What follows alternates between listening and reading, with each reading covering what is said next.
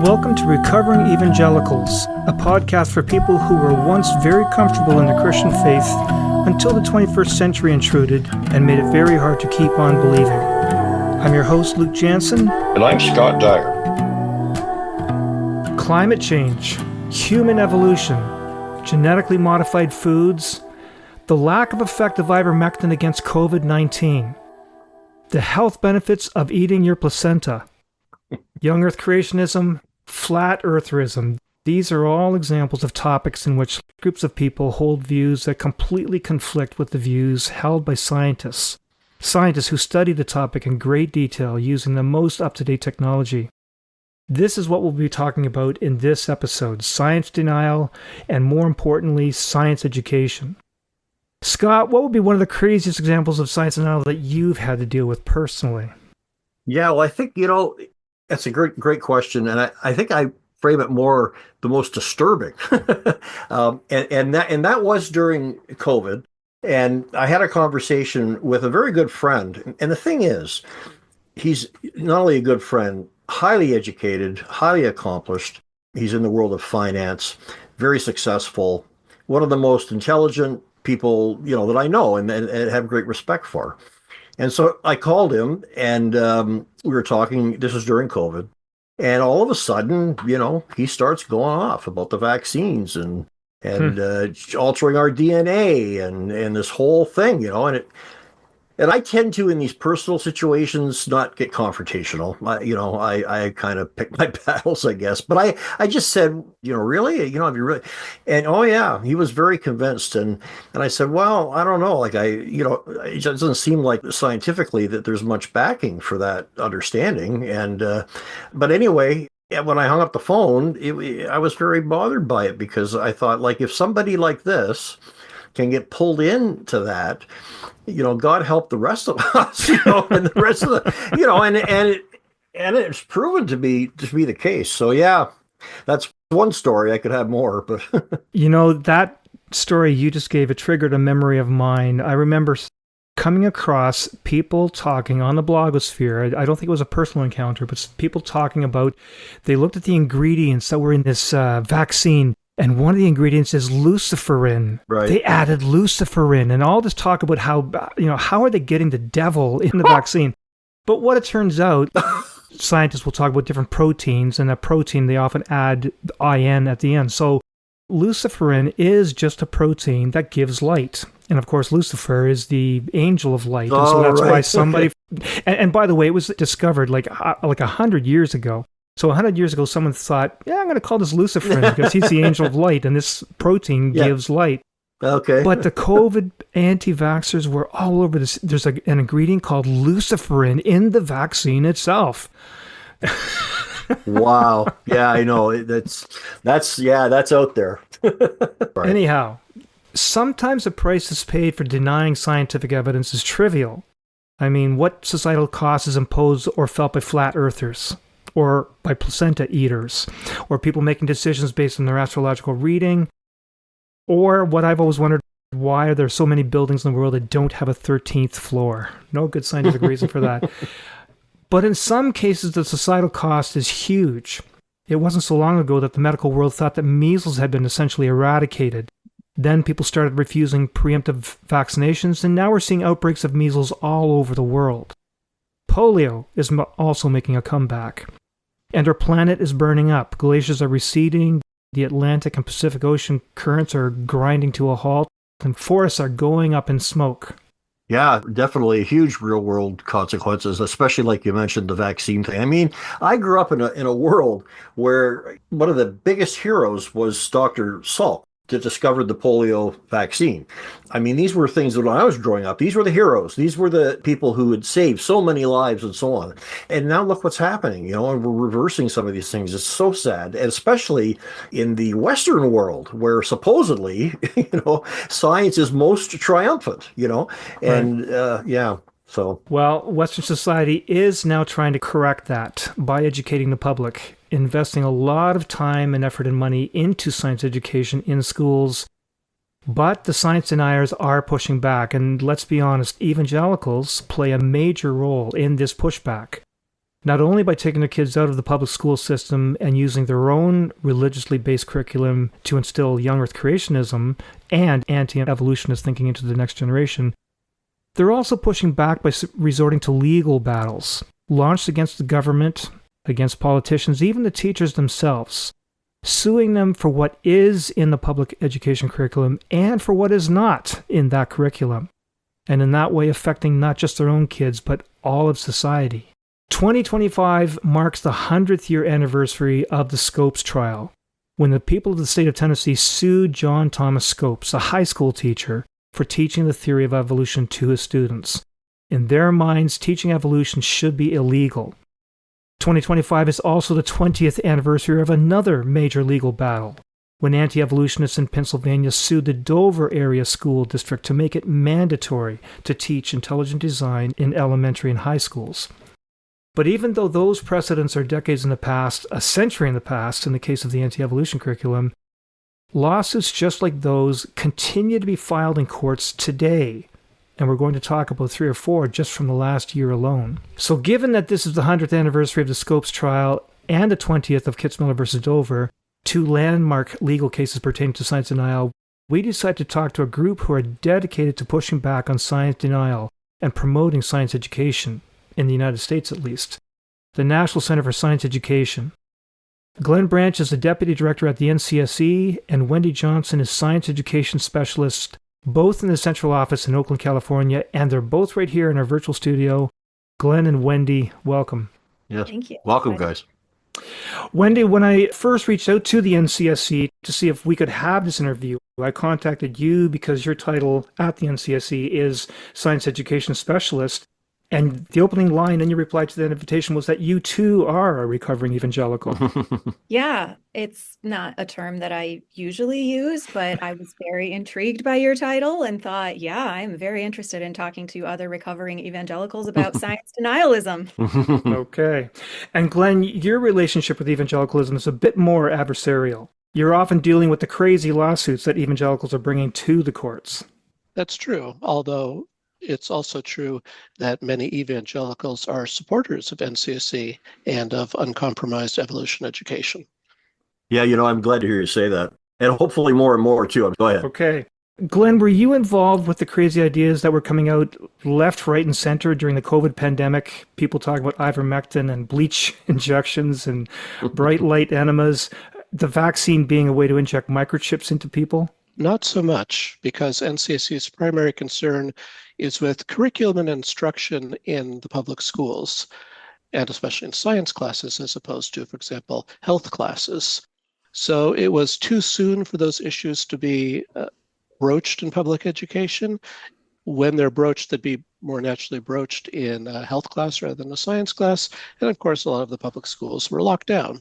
So we weren't involved with rebutting those sorts of ideas directly, but we did retool somewhat to provide support for teachers, especially science teachers, who were facing the kinds of challenges due to misinformation and disinformation about public health issues surrounding COVID-19. So maybe this is a good time then to just take a step back, a step up, actually, get a bird's eye view. If you could give us sort of a broad perspective of the NCSE and its mission. Sure. So in the late 1970s and early 1980s in the US, there was a flurry of legislation and school board policies that were designed to require the teaching of a form of creationism called creation science, then as now the dominant form of creationism in North America. Literally dozens of states had equal time for creation science bills. In reaction to that, a lot of little grassroots organizations sprouted up across the US to combat those bills. And the people who are running these felt the need to have some kind of national clearinghouse to coordinate their activities, share good ideas, and so forth. And thus was born the National Center for Science Education, which was founded, I guess, in late 1981 and got incorporated and got tax-exempt status and eventually hired an executive director. The first executive director was the physical anthropologist Eugenie C. Scott, who at the beginning was running NCSE out of her basement. Ah. Now, when NCSE was founded, the grassroots organizations felt, well, look, we'll take care of creationism once and for all. How long could that take? And then we'll move on to bigger issues like improving science education. Well, it didn't quite work out that way. And we are still fighting creationist encroachments on public science education. But we've also broadened in a variety of ways, including the teacher support program that Wendy is involved with. Great. Yeah, so I feel like I have a dream job. NCSE started right around the time that I was born. And I experienced that kind of explosion of creation science firsthand through the evangelical churches that I was a part of. My parents took me to an Institute for Creation Research conference in Dalton, Georgia when we lived there.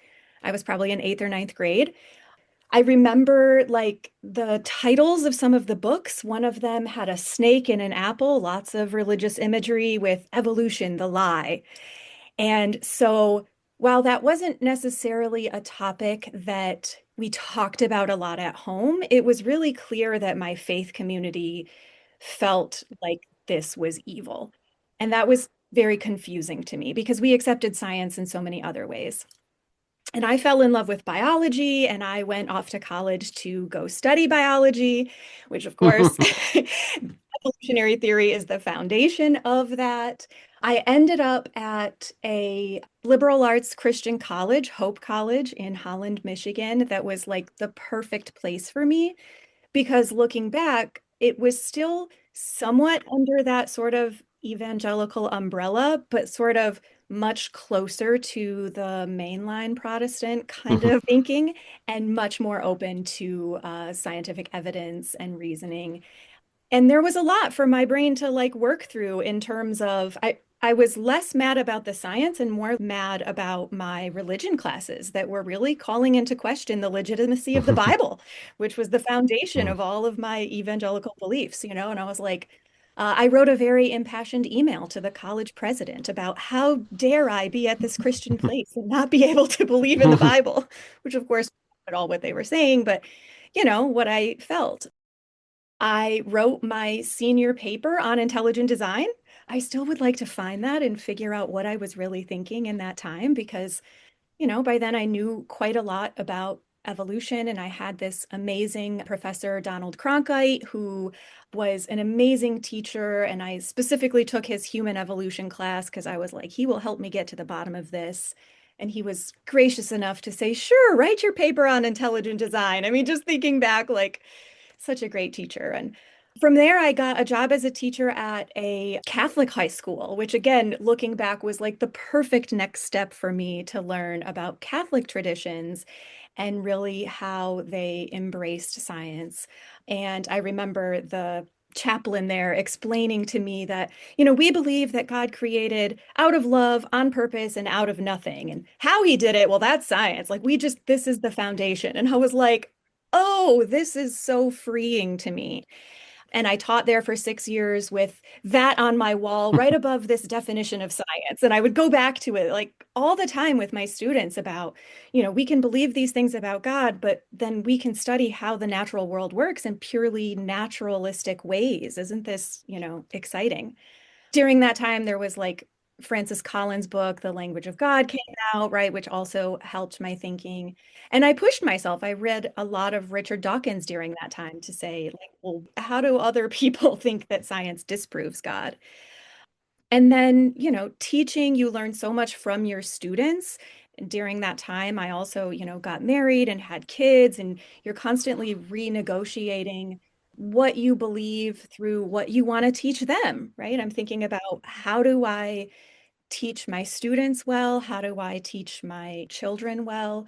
And that's where I kind of say I'm a recovering evangelical who still really lives in evangelical spaces.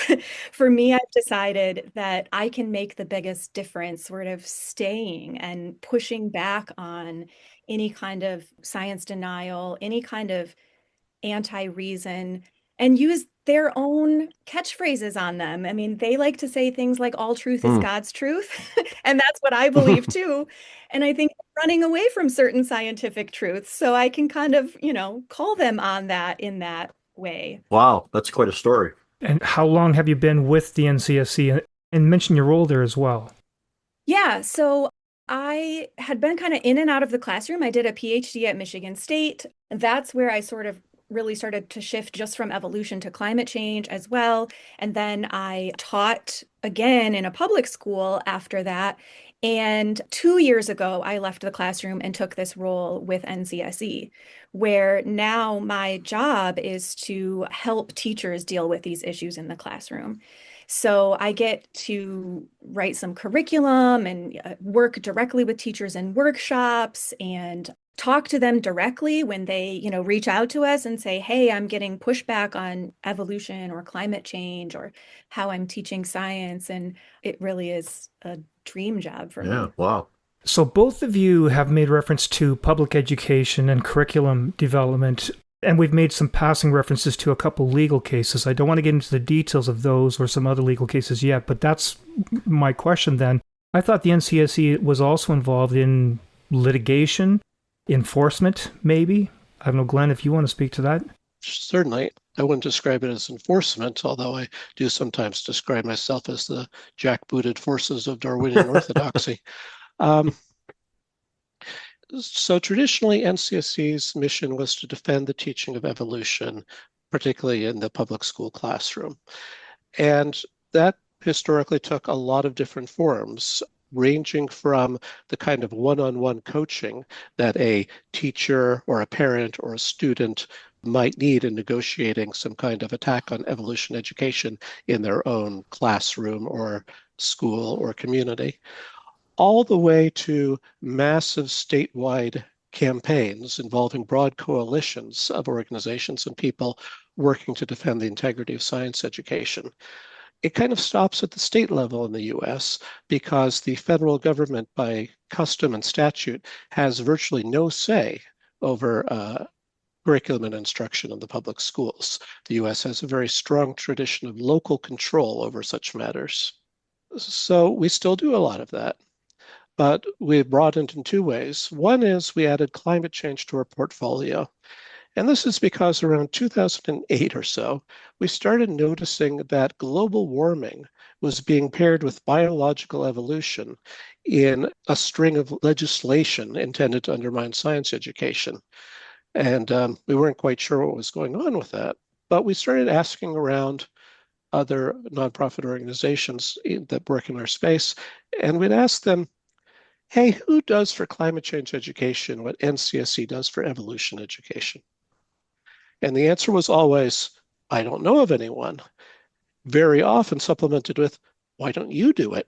Mm-hmm. So we took that recommendation fairly seriously, thought about it for a while, and then decided to make that commitment to defend the teaching of climate change, which, like evolution, is often opposed on ideological grounds.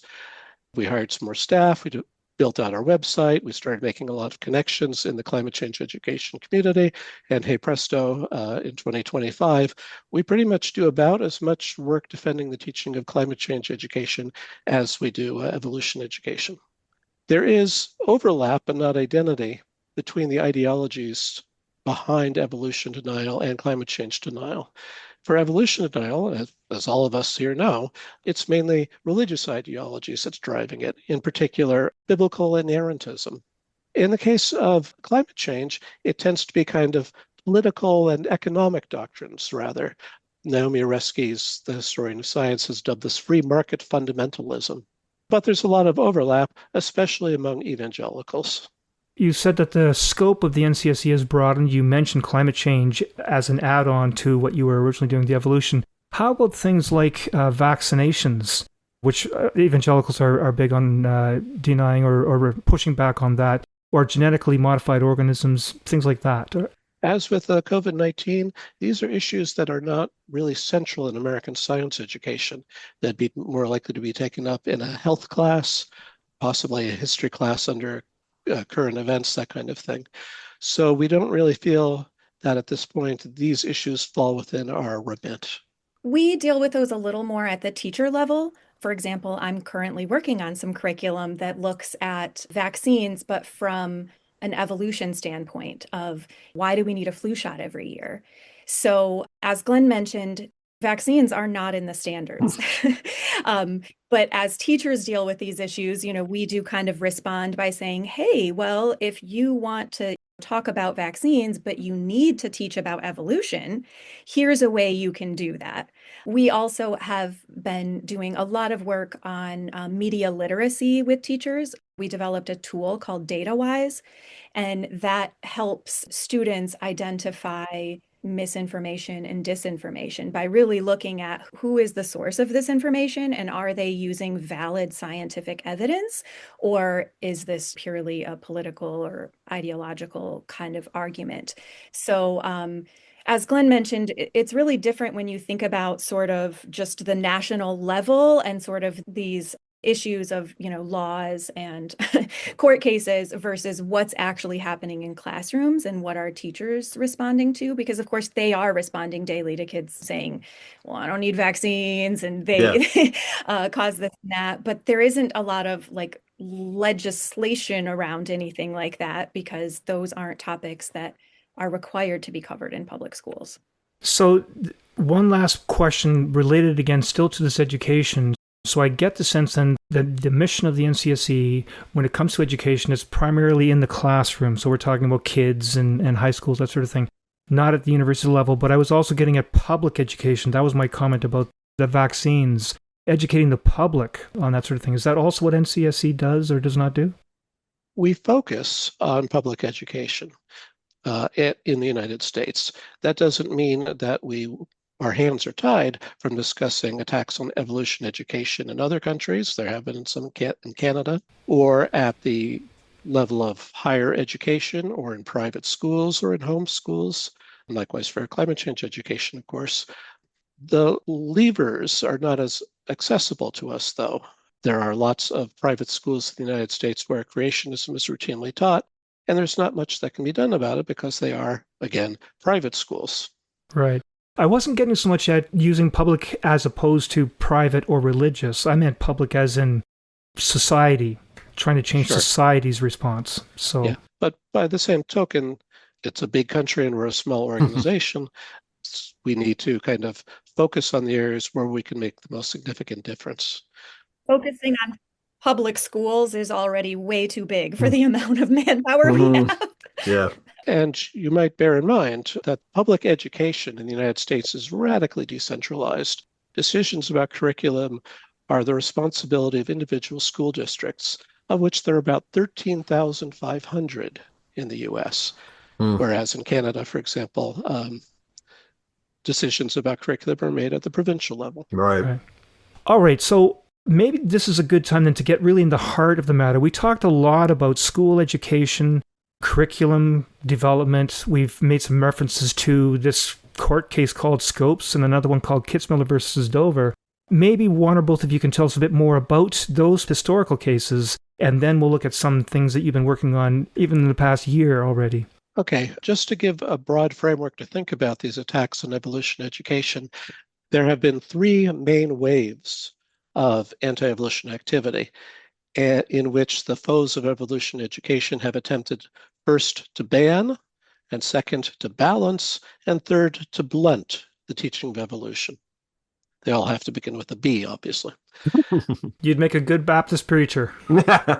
So the Scopes trial in 1925 is the most conspicuous episode of the banning strategy.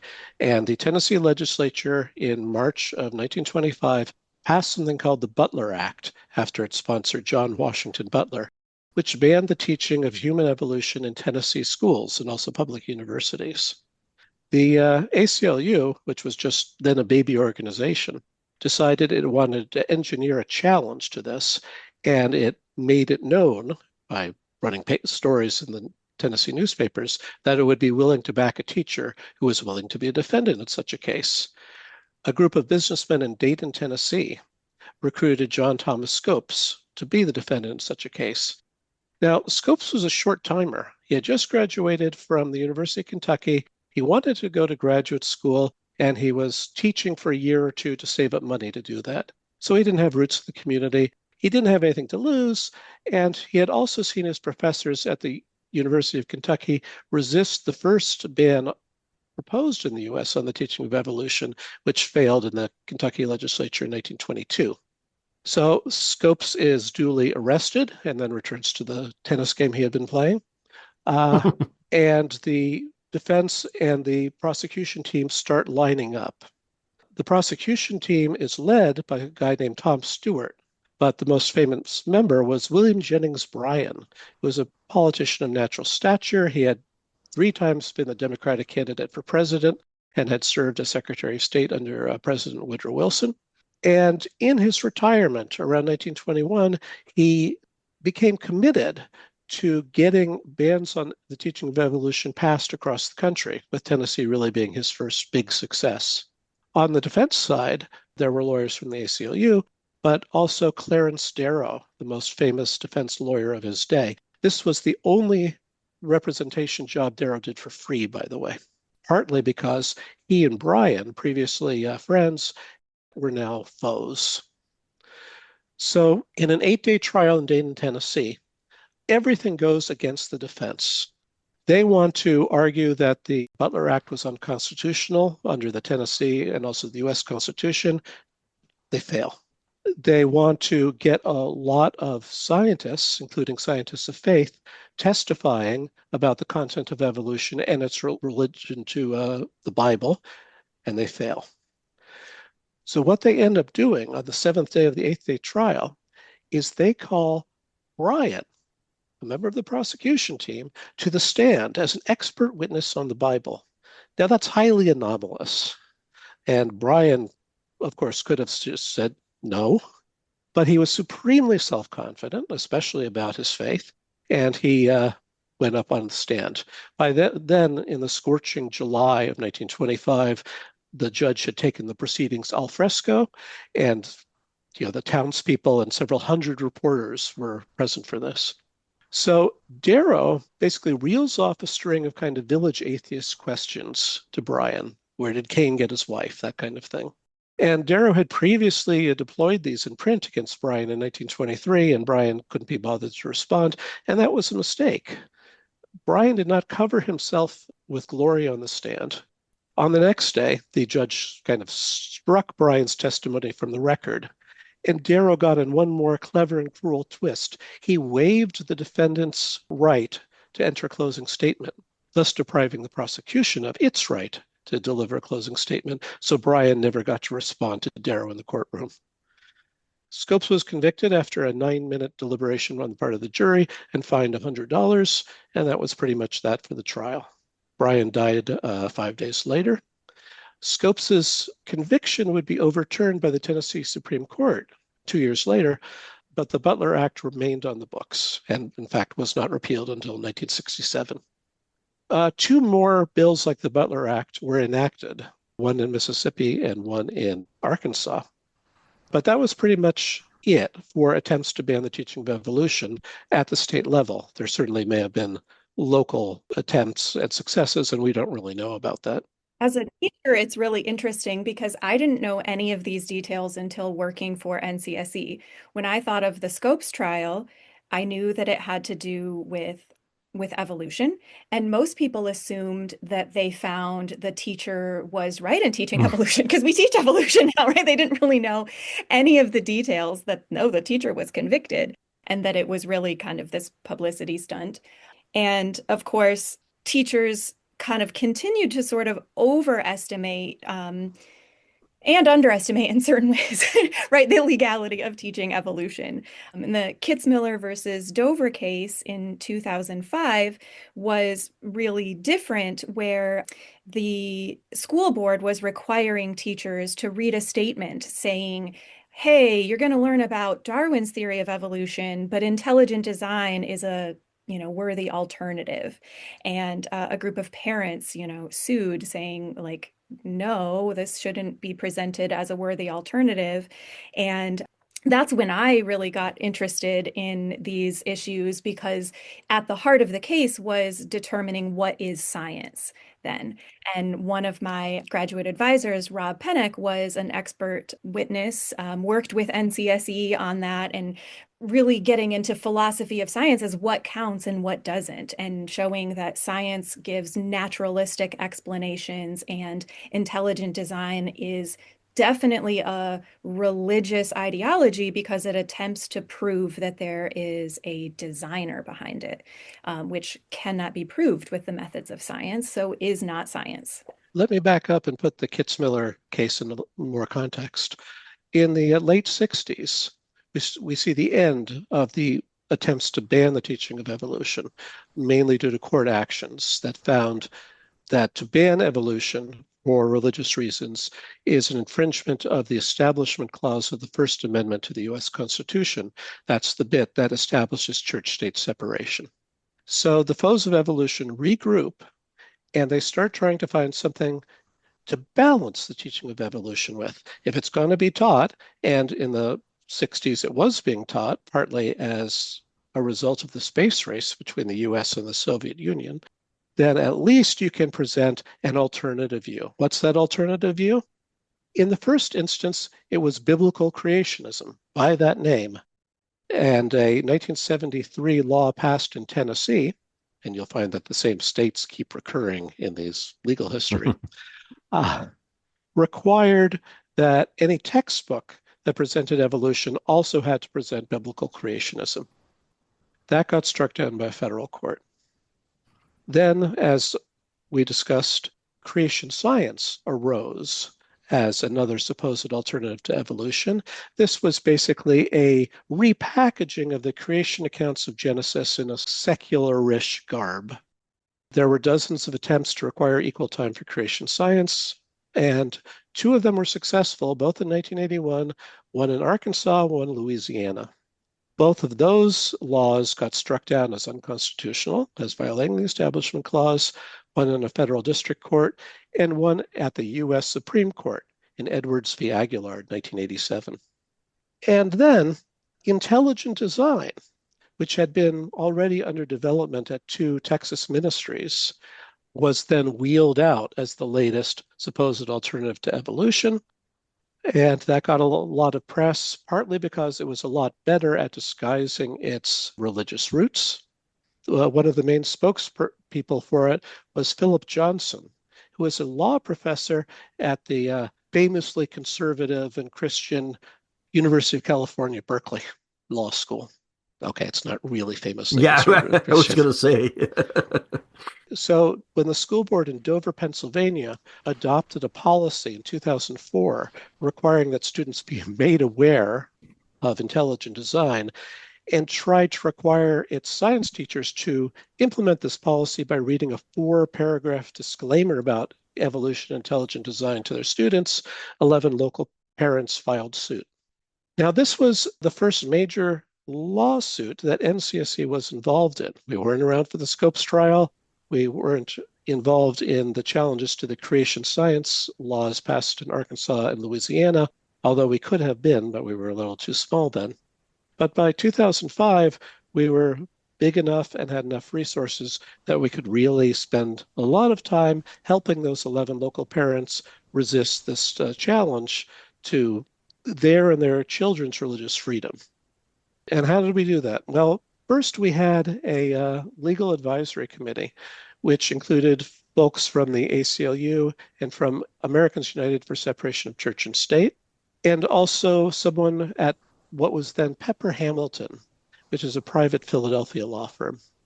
So we assembled this team of lawyers. We helped them locate 6 good expert witnesses to testify. They would be allowed to testify, unlike in the Scopes case. 4 of them were present or future members of our board of directors.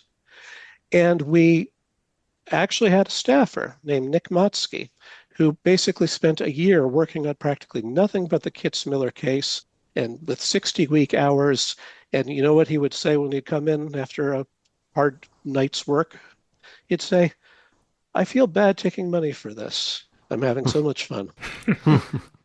If I can jump in for a second, the listeners might remember we had Nick Matsky on. This was roughly a year ago, and had him on for a couple episodes, dealing mostly with a pushback to ID, the whole bacterial flagellum story.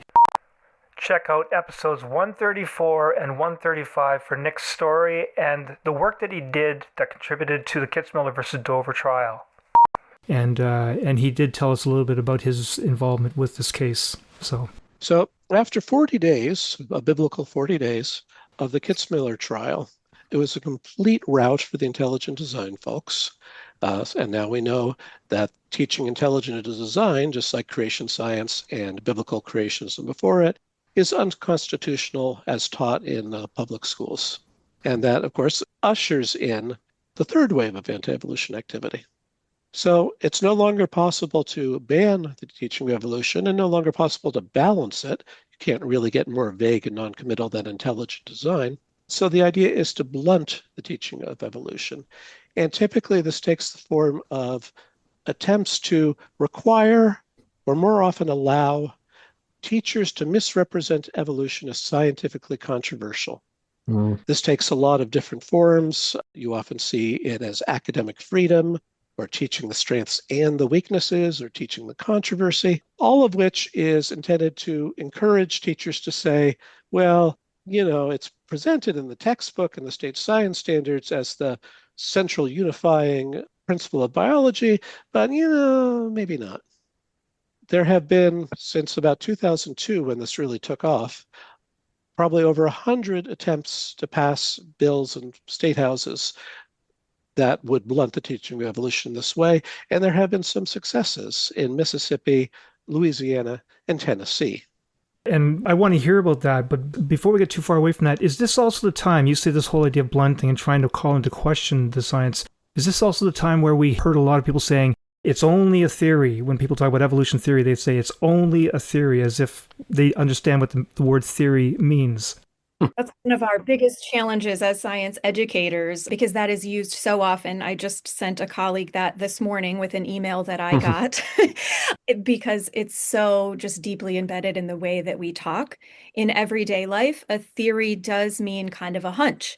And of course, in science, a theory means an explanation supported by many lines of evidence.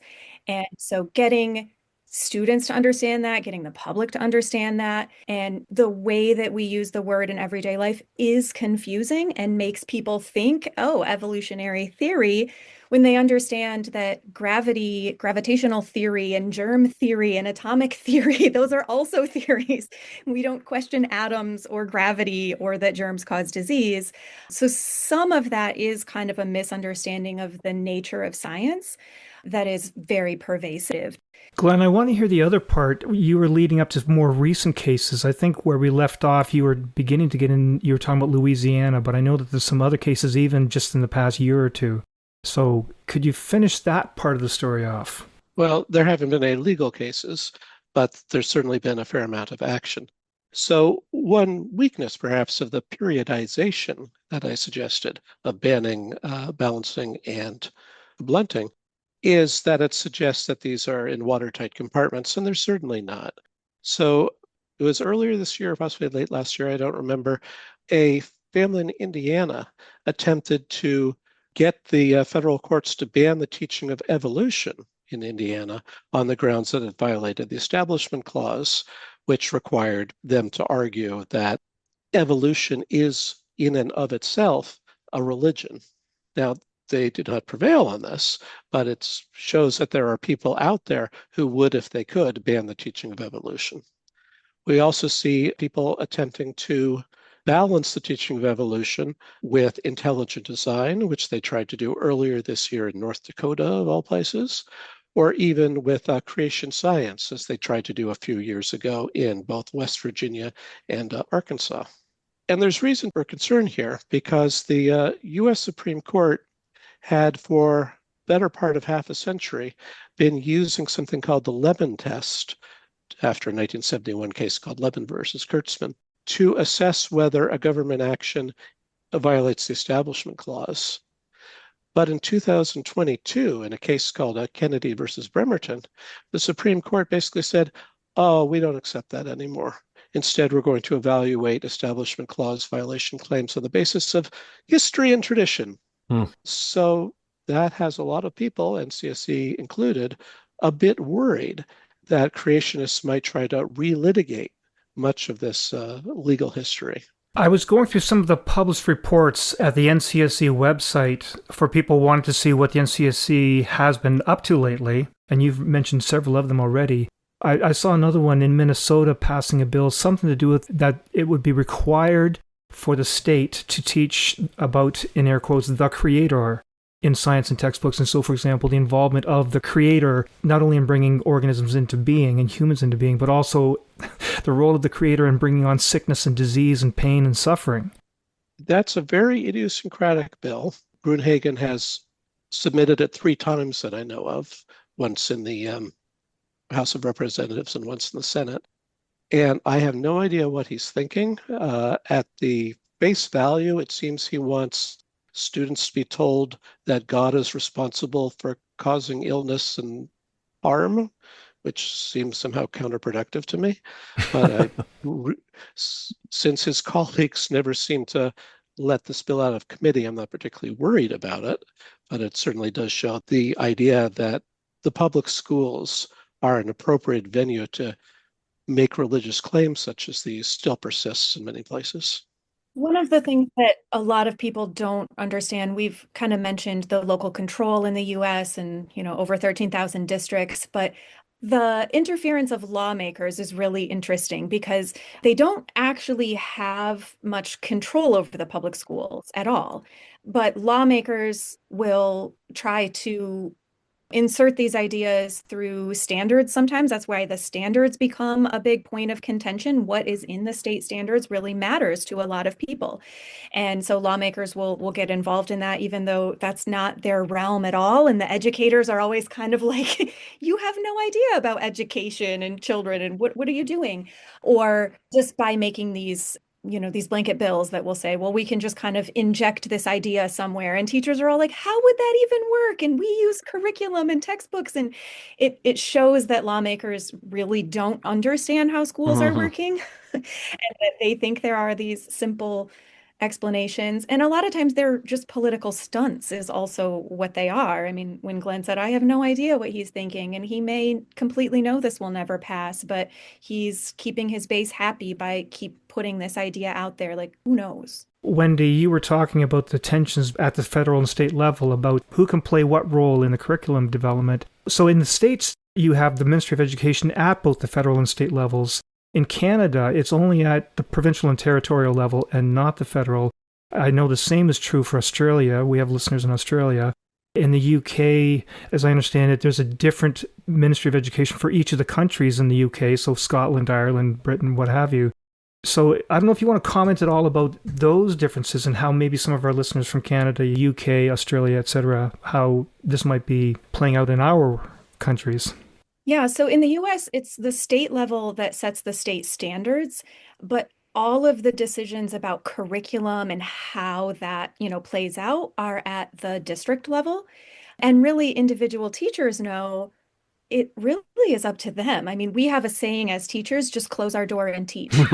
And we kind of repeat that back to each other sometimes, where it's not really as subversive as it sounds, but it's more like all of those people out there are fighting about this stuff that they don't even really understand.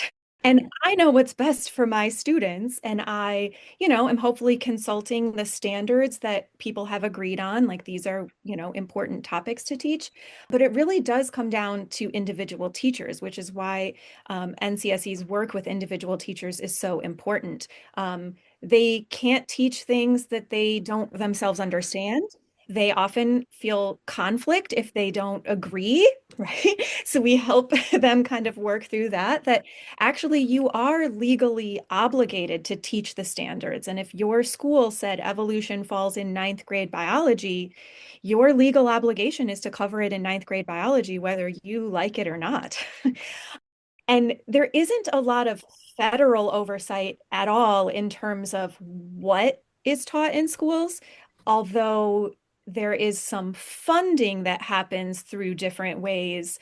And so it can start to feel like there's some federal control over schools because a lot of the funding for high needs populations, for our special education students and for students in poverty, comes from the federal level. but there is no federal oversight. There's no federal standards that say this is what schools should teach. And Glenn, you were going through quite a few cases going through various American courts. Are you aware of other cases that are going through the courts of other countries? Or do you liaise with representatives in those other countries who have a similar role that you play? Well, there isn't an organization like NCSC in any other country that I'm aware of. We do try to follow legal proceedings in other countries. They're more rare, and I'm not aware of any going on right now. I mean, one salient point is there are basically two things keeping creationism out of US classrooms. And one is the Establishment Clause, and the other is that it's just no good as science. When you look at countries that don't have an Establishment Clause, that maybe even have a state church or a state religion, you find that they tend not to teach creationism, presumably because it's just no good as science. Whether or not there could be a legal case over the teaching of evolution versus creationism in a country without something like the Establishment Clause, I don't know. And of course, it would depend on the details. So it does seem a fairly uniquely American phenomenon because of your political system and your religious history as well. With At least distinctively, if not uniquely. Yes. Okay, distinctively. Okay, good. I'm curious if we're talking in the context of Christians in this show, but I am curious about the Muslim community because I have some experience with the Muslim community, and I know that in Muslim orthodoxy, at least, evolution is not, they don't believe in it. Are you seeing any of that? Anything from the Muslim community, or how do they? Not too much in the US. Okay. US Muslims tend to be fairly well educated and not tremendously religious. I mean, as compared to Muslims in majority Islam countries. Where we see more problems with between Islam and public education is in Britain, where Muslim immigrants tend to be less well educated and more religious. Okay. Okay. Interesting. Yeah, so not from the legal aspect, but of course, as teachers, I had Muslim students that would say, "Wait, do you believe in God then?" Yeah. And so it's definitely something that teachers deal with on an individual basis. But the unfortunate thing in the US is how evangelical Christianity and conservative politics have swirled together in this really, I consider, toxic way.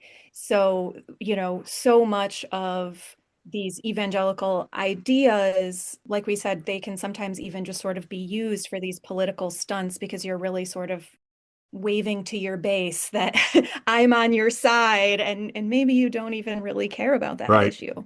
Yeah. So we've heard a lot about what's happened in the past with NCSE and science education. Is anything coming on the future that you'd want to be telling us about? New directions, new cases on the horizon? So we look a lot at state standards. We have a spreadsheet of all 50 states where we keep track of any updates to standards that are happening.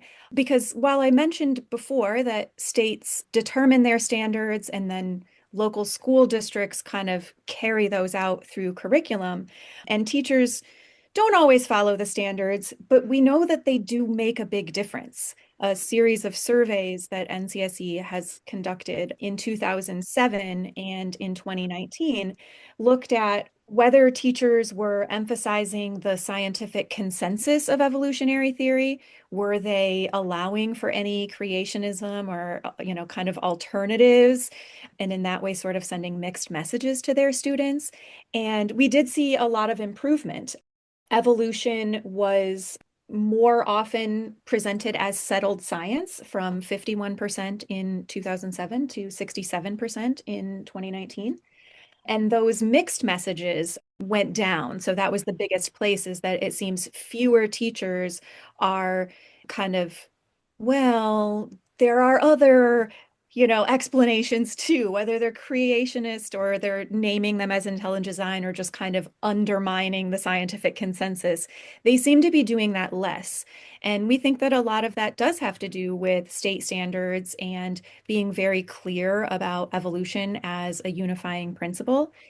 And as states develop more robust standards, that also helps teacher training and drives the development of resources. So they matter from all of those perspectives in terms of what teachers feel like they're expected to teach and what kind of training they're going to get and what kind of resources are going to be available to them.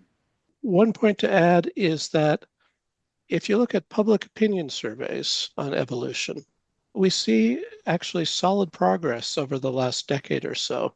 Since public opinion polling began on the subject, which is in the early 80s, there's always been a substantial fraction of the American public that picks the creationist option, which might differ depending on which surveys you're looking at.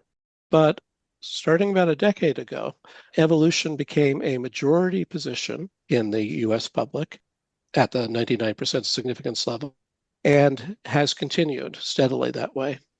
So we have some evidence then that public opinion on creationism and evolution is shifting. And in the future, we hope it will continue to shift. There will be less appetite for creationist assaults on evolution education. And like other nonprofits, NCSC will be able to put itself out of a job. For now, we're not out of a job. And we like to remind everyone that we are completely privately funded. And if you believe in the mission of NCSE, we could use your help. And those donations are what allow us to do this work with teachers and monitoring standards and all of the advocacy work that we do. Yeah, I was going to ask you about that actually. Given the current administration, is your organization threatened? But I guess it wouldn't be if you're private. So that's great.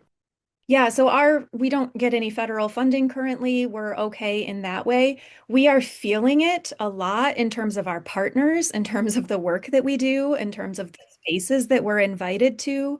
I know science educators we're talking about how science and education are under attack, like we're being squeezed from every side. What are we supposed to do here? That's how it feels. And I feel like for my colleagues at a lot of other places, which tend to be universities, and there's typically been a lot of federal funding for science education, which in a very short time has pretty much been just pulled out from under us. Yeah, with people like RFK and the new Surgeon General, who is not, I understand, even a doctor. As a Canadian observing from the outside, I've spent my life watching the U.S. from the outside, and frankly, it's fascinating, and I have a lot of respect and love for the states, but which also causes me a lot of concern these days of what's going on, and it's like. I wonder sometimes if quantum physics is right and I'm in some alternative universe that it just doesn't make much sense. But anyway, I'm glad to hear that you're at least not directly affected. Wendy, we were talking earlier about the creationists who oppose the teaching of evolution and about whether they really misunderstand the underlying science. I mean, they don't seem to understand even the basic meaning of the word theory we were talking about. So I've got to ask if they really don't understand, or are they just pretending not to, especially when I talk to people who I think really should understand the science. Like many of the intelligent design proponents we've talked to, some of whom are scientists, or at least have a PhD in a science-related field. Or is there something else motivating them? Of course, the people who are writing these bills and pushing these anti-science agendas, theirs isn't so much a misunderstanding of science. They're often very well educated. They really are constantly going back to this idea that interpreting the Bible literally is foundational, and especially the book of Genesis, where so many of the church teachings on the meaning of life, right? And that's where marriage and abortion and family and so many of their social teachings come from. And so, in that way, you can feel a little more empathy, I hope, that they're holding on to something really dear about the sanctity of life. But of course, the problem is that all of that hinges on the Bible giving us sort of scientific explanations for life, which it does not do. And so, instead of just sort of accommodating that and maybe moving over to the Catholic view that God created out of love on purpose and out of nothing, they have to keep kind of coming back to getting their views to sound scientific. That's kind of their strategy, or some viable alternative to the scientific view. It's one thing that is not well understood quite often in the discussions that for those who oppose evolution, a lot hangs on this for them. It's not a scientific debate for them because they see it as the linchpin connecting, like what you're saying, all the social type issues and undermining the Bible. So I think at the very least, as much as you may not agree with that, you have to at least understand your opponent, right? And that's what's at stake for them, their whole worldview. In many ways, the way I see it, at least, in certain ways, at least, they're very much children of the Enlightenment. They're saying that, the Enlightenment says, hey, everything has to be demonstrated by reason and science. And they're saying, yeah, you're right. So the Bible also has to demonstrate everything by reason and science, which it doesn't. And therein lies the dilemma. Yeah, and this solo scriptura that all Christian traditions hold that the Bible has special Right. meaning, right? We all agree. And all Christian traditions agree that the person of Jesus in his life was so significant. But where they fall on sort of how important the literal words of the Bible are, especially the Old Testament, which is very different. It's very poetic and philosophical. It's giving us totally different kinds of understandings that are thousands of years old. And of course, we're not explaining scientific things that weren't discovered for thousands of years. But like you said, if you feel like your entire morality and your entire understanding of meaning and purpose and God hinge on these things, that's why they can't give it up. And so we do have to have some understanding that they're not stupid. They just keep trying the same bad Yeah. tactics over and over because they're scared, really. I see it as fear at Yeah. the base.